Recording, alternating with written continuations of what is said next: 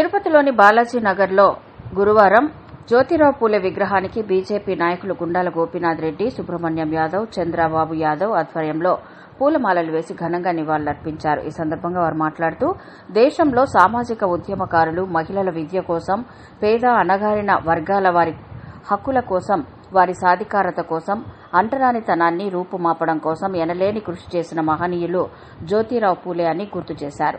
దేశ ప్రధాని నరేంద్ర మోడీ ఆయన అడుగుజాడల్లో నడుస్తున్నారని, దేశ ప్రజల కోసం నిత్యం శ్రమిస్తున్నారు. 134వ వర్ధంతి సందర్భంగా ఈరోజు స్థానిక మ్యూజిక్ కాలేజ్ వద్దనున్న ఆయన కాంస్య విగ్రహానికి భారతీయ జనతా పార్టీ ఆధ్వర్యంలో విగ్రహానికి పుష్పాంజలి ఘటించి ఘన నివాళి అర్పించాము.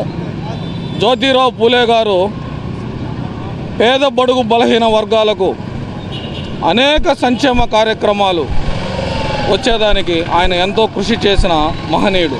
ముఖ్యంగా స్త్రీలకు విద్య అవసరం,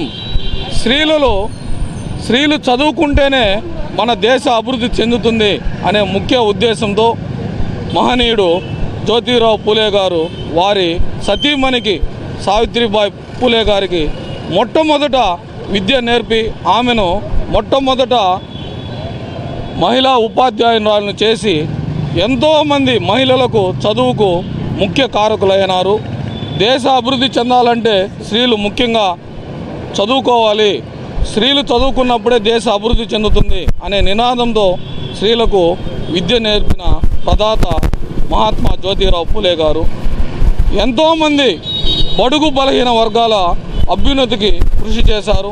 అలాంటి మహనీయుని వర్ధంతిని ఈరోజు జరుపుకుని ఆయన ఘన నివాళి భారతీయ జనతా పార్టీ అర్పిస్తూ, ముఖ్యంగా మన నేటి ప్రధానమంత్రి నరేంద్ర మోడీ గారు జ్యోతిరావు పూలే ఆశయాలకు అనుగుణంగా పనిచేస్తూ ఆయన ఆశయాలను ప్రజల్లో తీసుకుని వచ్చి మన దేశ అభివృద్ధికి పాటుపడుతున్నారు.